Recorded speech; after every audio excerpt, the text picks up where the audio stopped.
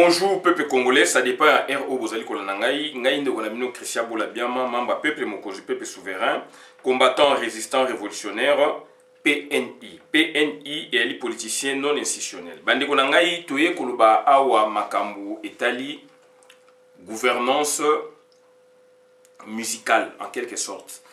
La gouvernance musicale, Toko Luka Tomona, donc structure ya Sokoda.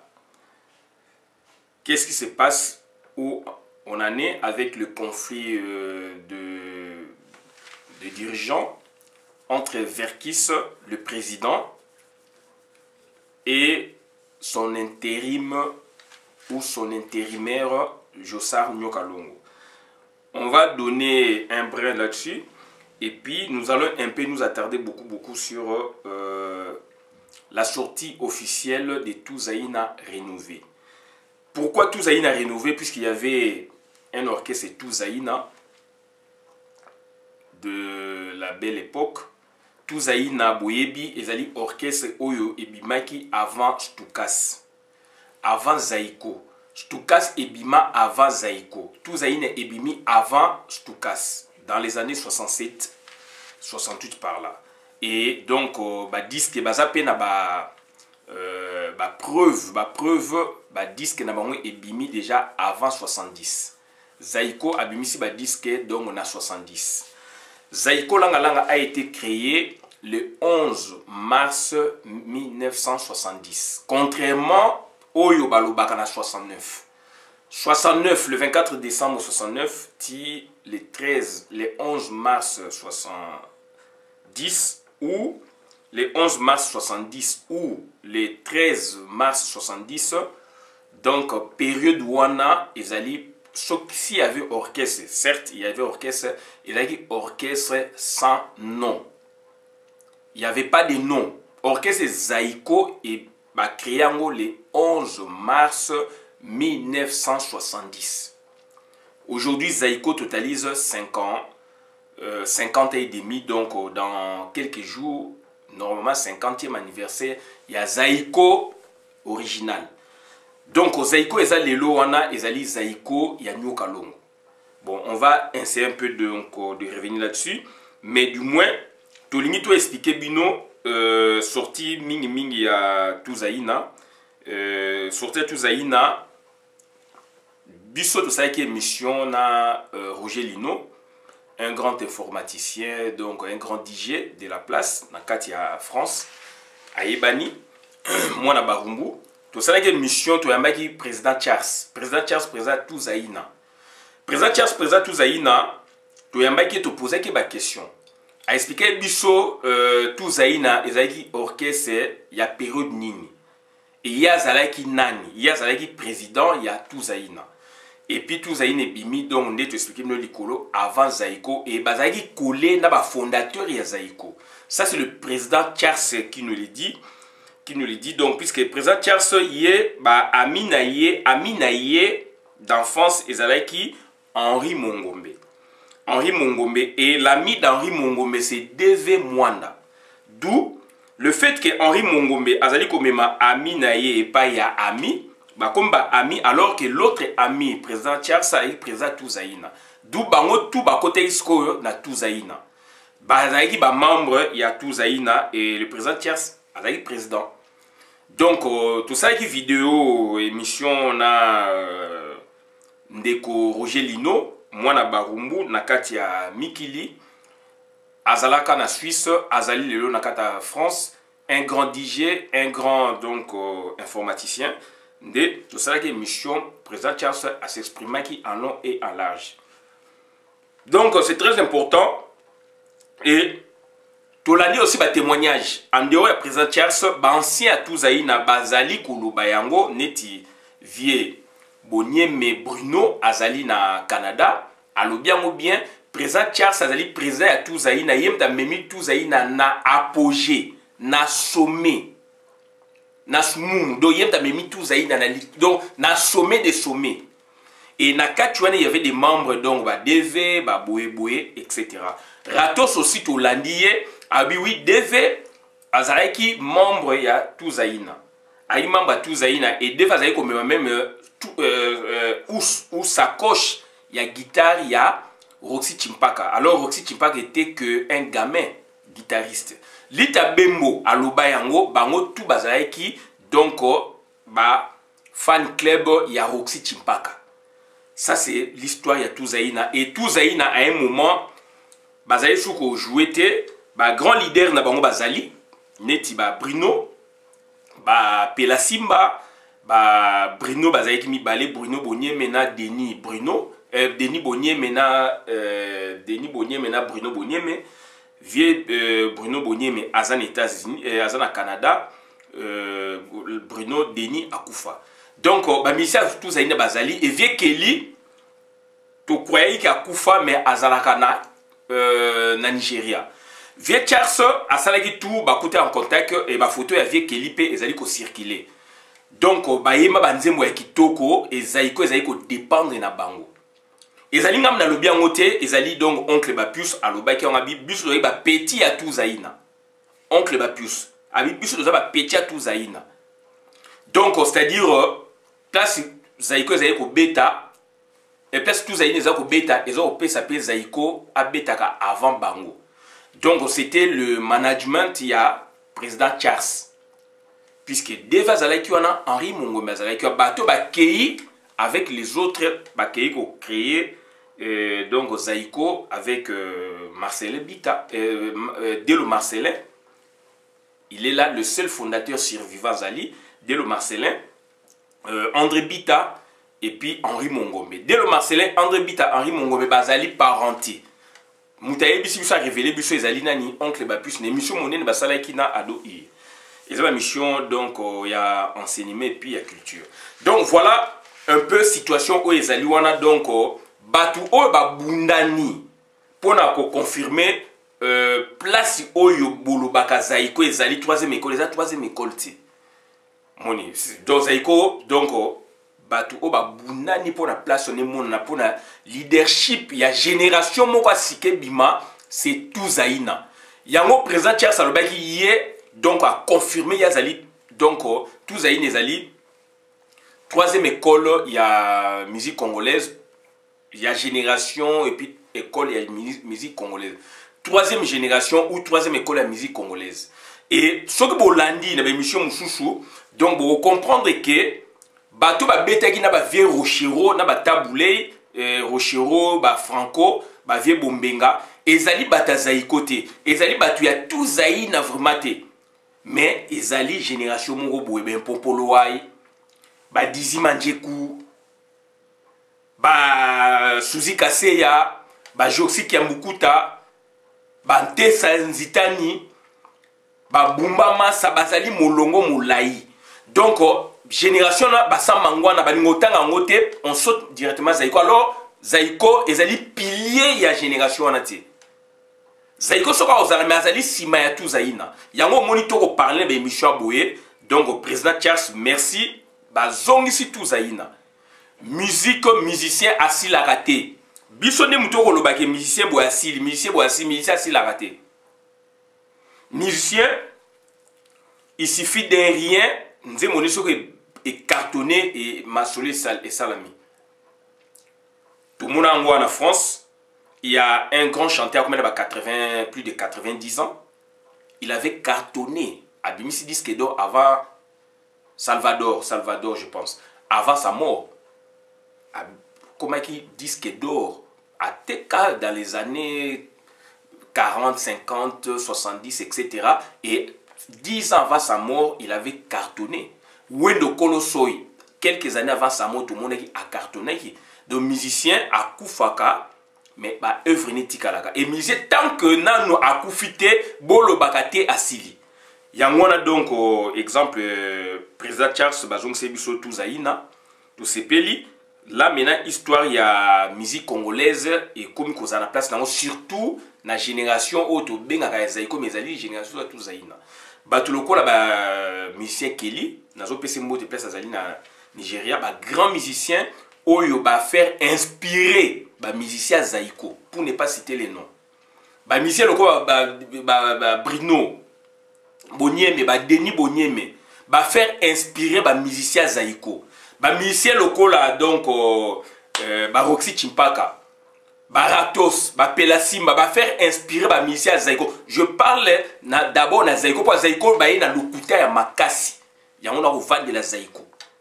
De ba faire inspirer do ba musicien Zaïko na avancement na bango na ndenge et kuma ibongo. Donc histoire na ba tumba e bien moté. Donc surtout officiel salamaki yango to meka koyo que sabino ba nzembo o ba betaki pour s'en convaincre et puis donc to koye bandeli ni to cheminer bolanda ba nzembo oyo boyo kayango et puis donc to koye ba place ni to cheminer bolanda.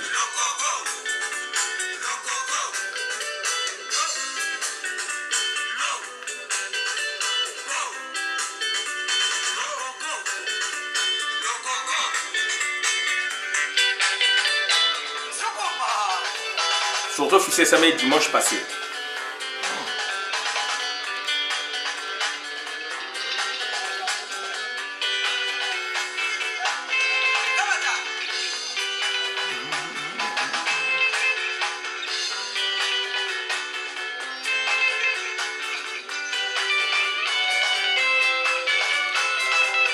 Avant Zaïko s'il vous plaît.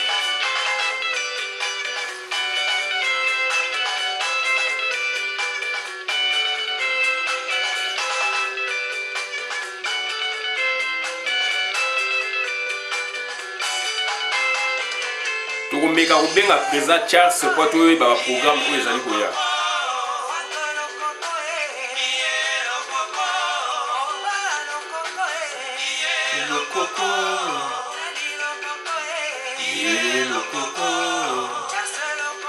Charles le coco.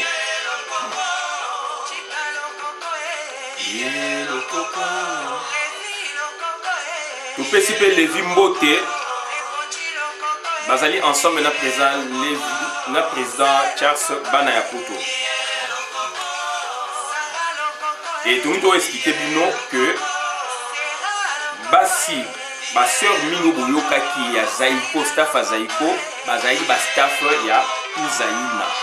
Entre autres ba Shadi Sharoufa, ba mère Amazon, ba donc Mama Shulai Mbeya moi si Evoloko, ba Eli. Donc bazali ebele baser wana mingi bazali ki staff ba Pepe Akuji mutalobi biloko ezali président Charles ayebisa biso. Donc voilà. Donc to pesi donc ba vie lokola ba Keli Bokasi Mbote place Bozali azali na Nigeria ba grande vedette avant bato ya Zaïko. Ba Bruno Bonnier mais bazali na Canada. Ba grande vedette avant ba musicien ya Zaïko.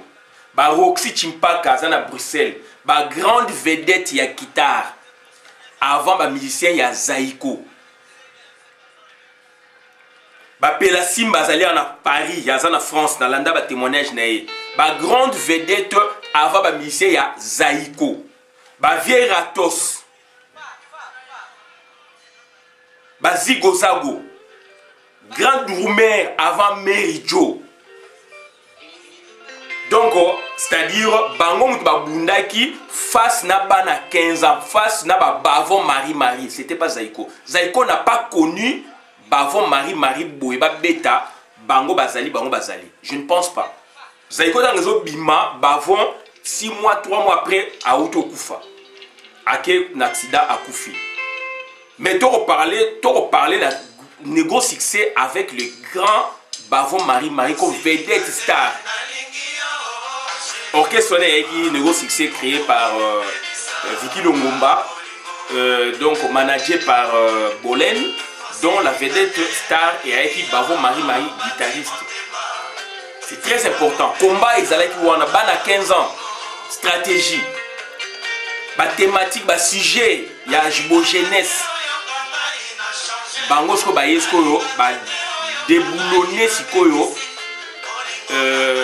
donc bana 15 ans pour déboulonner dans le sens que bango bazali ko betaka mingi na négo succès fara ezali mingi bongo zai ko nante stukaste comment expliquer ton lima makambo zaiko ezolo ba lelo ya lokuta ya bato ba lingi ko la tsaki bango ba yaki danger alors ba yaki rien.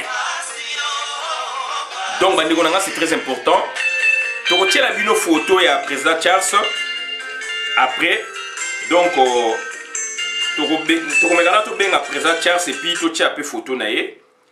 To mekana ko benga no président Charles so to rejoyer azana kata leo to mekana ko benga ye. To mekana ko benga président Charles. Donc ezali mawa mingi bande ko nangai. Ya mwana donc bande ko nanga donc to ko meka to benga no président Charles. To ko luka to benga président Charles. Comme ça, tu vois, bandeni to cheminer. Donc voilà.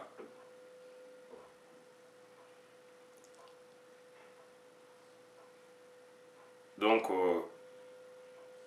les accords les catés, c'est comme si elles allaient occuper.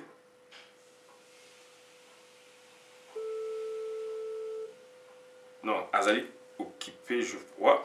Donc, au fait, Tolingeto bengaye pour la perception programme il y a suite ndenge sali sortie officielle il y a tout ça a rénové mais tu rejoignez prochainement et puis donc Tolingeto tout la bino quand même photo naie puisque akene ko kutana pe na muninga na Verkis VV ya moi Tolingeto tia yango pour na rafraîchir tout quand même mémoire.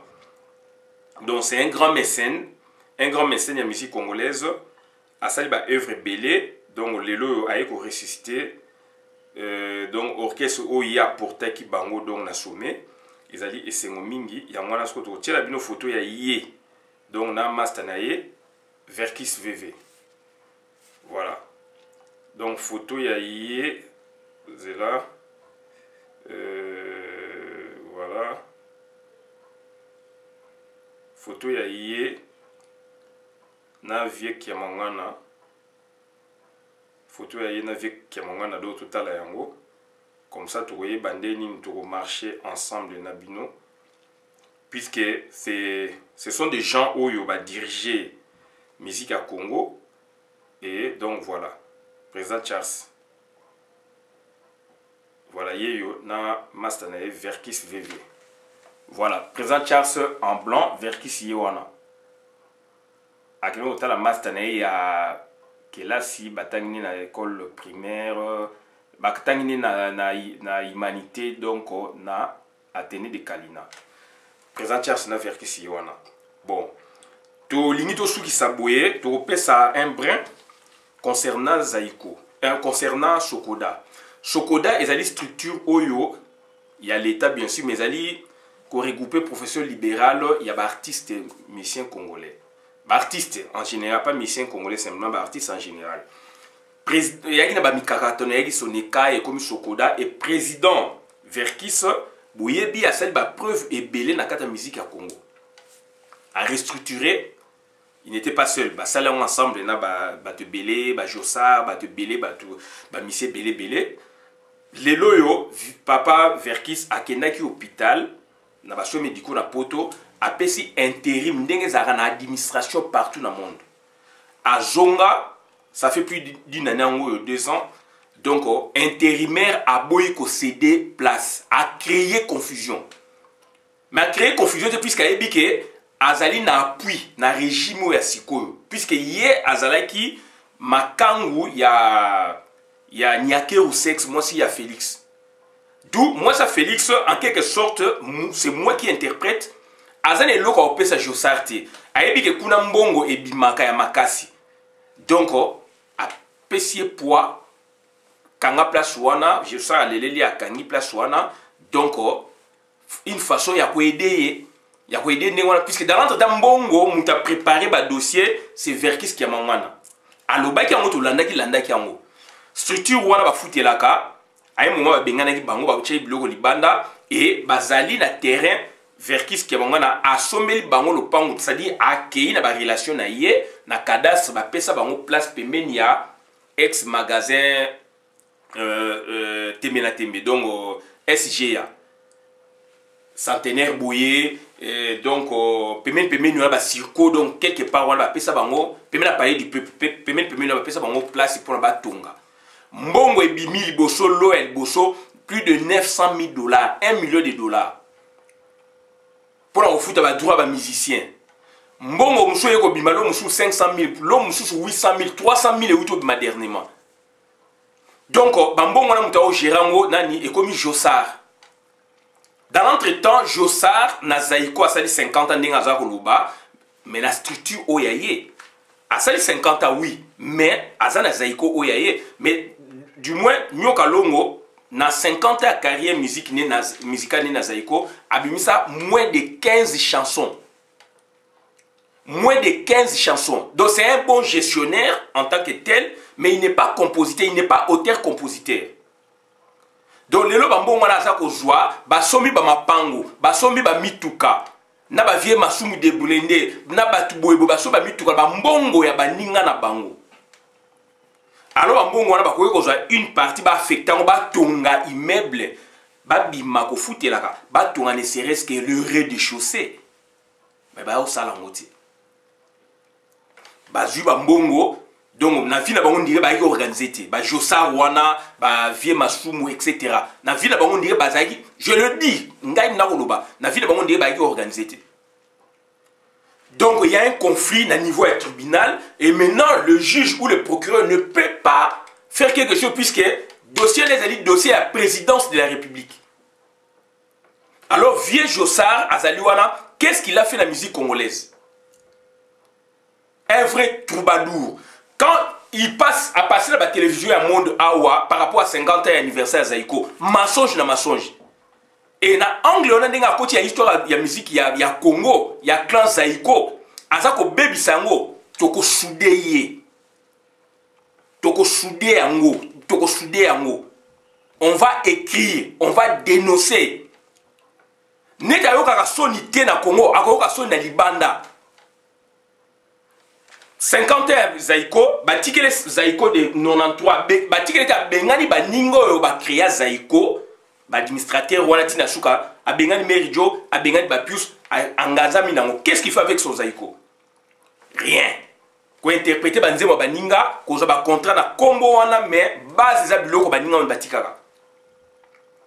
Puisque la chanson a été na soirée moka ya nyuka longo nyuka ba obete evoloko ba obete ya Merijo ya Bimomba etc. azako lia ba mbongo ofele mais c'est lui là azali mutu azako déranger batu a déranger batu ti donc détruire structure azali étranger et là professeur libéral to boité métier azali libéral métier azali ba ko fermer métier ti na ba bikolo mususu à la base musique congolaise ezali aussi donc rempli na ba étranger ya ba bikolo belé mais ndima nationalité mboka na yo lelo toza problème ya ba occupation nyoka longa za ko boma histoire ya Congo makamu ya ba atala kuna monde le ndenge panzani ba be comité na ba Colombie ce n'est pas nyoka longo ezali biloko ba teke umu mais mutu aye nango vision wana ko so batu wana ko kotsa bango na Zaïko c'est likinga bakteur wana mi bébé na nono baza koloba yango ba vidéo ezali bébé alobi yango wapi jour nani donc funérailles ya likinga ngana yebaka ngote aloba yango ba vidéo ezali bébé azana Kinshasa nono aleki awa na émission ya Ado Iye alobi yango c'est likinga redo.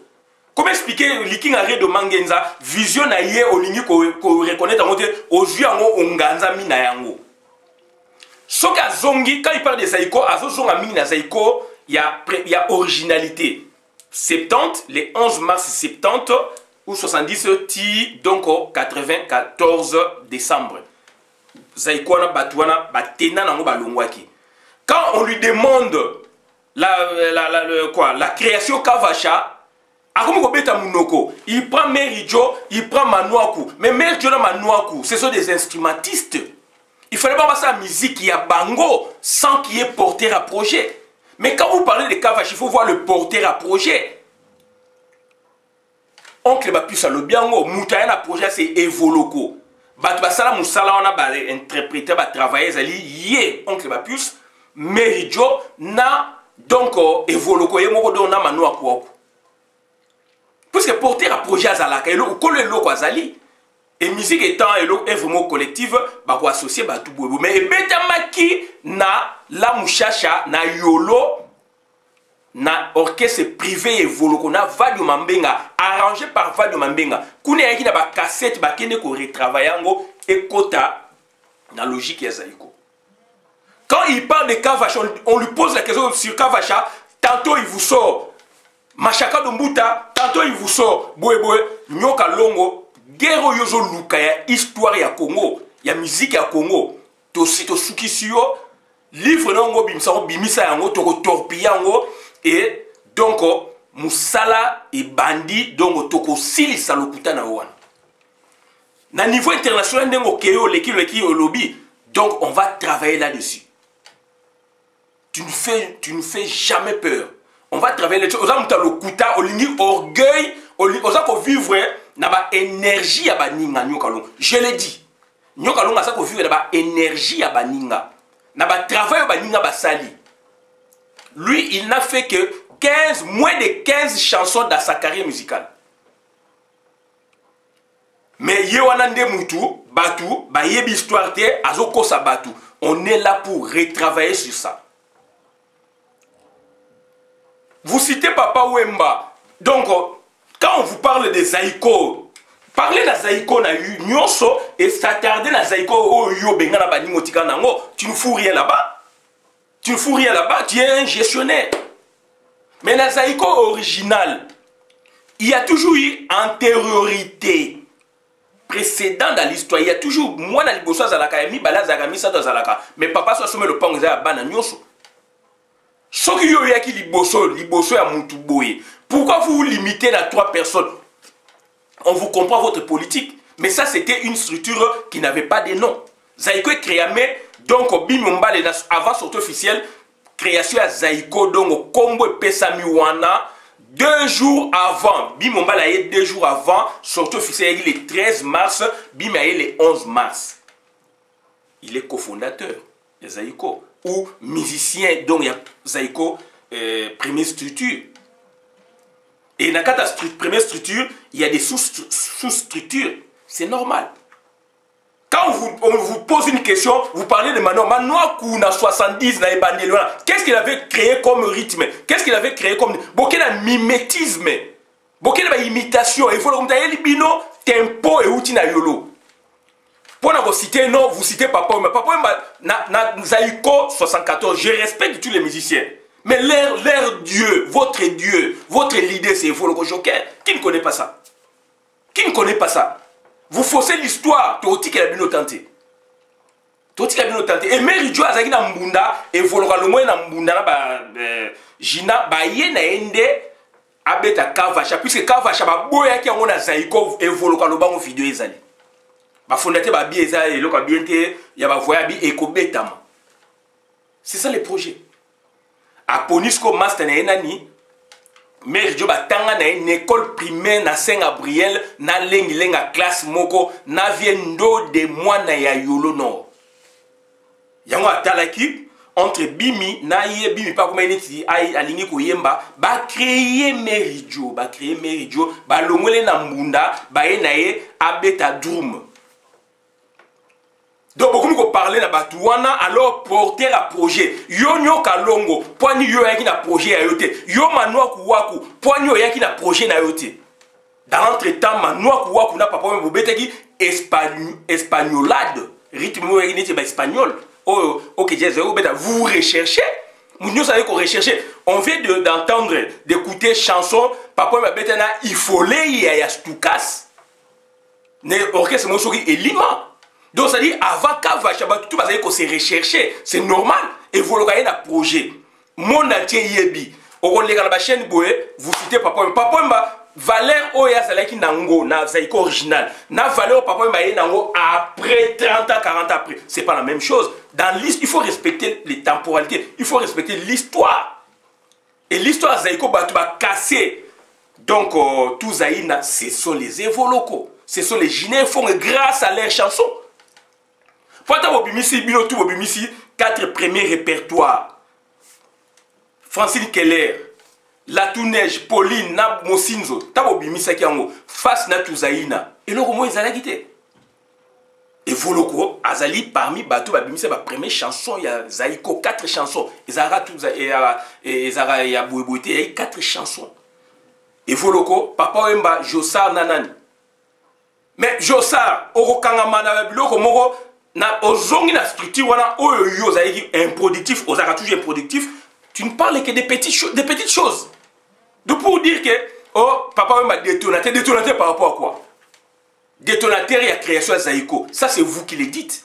Détonateur par rapport à quoi? Zaïko a été créé en 70. Vous parlez dans votre structure, donc il y a un productif, il y a 69. Donc on a aucune minimité, mais aujourd'hui c'est bien. Donc on connaît l'histoire totale, Yambo Kanabiso. Président Charles Bazali, on a tous à rénové. Bango tu banda qui masolo, bango tu bundi bitumba oyo, et Zaïki face na. Donc, ban a 15 ans. Donc, le orchestre tout Zaïna a rénové et bimi, tout Sepeli, tout le Beliango et Jossar. Donc, il faut qu'on respecte l'histoire. Et tout Zaïna monde musical, il faut qu'on respecte l'histoire. Et il y a eu travail au Batba Sali. Et il y a eu des apports au Batba Sali. Apports dans ce que moindre, il faut respecter ça. Il faut respecter l'histoire. Tant que vous avez respecté l'histoire, vous allez respecter l'histoire. Bravo à Sam Mangwana, à Kachate Azar Angolais. Bah poser une question à Ado Yabino et pas d'abus sur le drapeau aux Alawana. Bah ébi Nazar Angolais. Et banaki. Mais vous cachez yo manouakou. Vous cachez pourquoi? Vous cachez pourquoi? Pourquoi vous cachez qui? Et vous cachez vous cherchez quoi? Aux alliés congolais, aux alliés angolais, c'est votre nationalité. Vous n'avez jamais été des Congolais. Tu es bien, puisque la nationalité congolaise est exclusive. Matadi Mabele, tant Maramesili, Azongi Nangola, Ayaka Kinshasa, il est quinois, Azali angolais. Mais bien, bomba pour beaucoup sarabatu, Jossar Ozali angolais, Manoako Azali angolais, Ni Nae, Jossar et Loko Saliwana Dongo, nous on va te combattre. Te combattre pour restituer la vérité de l'histoire de la musique à Congo et surtout la musique à Zaïko. Ozali oisif de 1970 jusqu'à nos jours. Et je reconnais Yo Ozali un bon gestionnaire. Voilà, merci.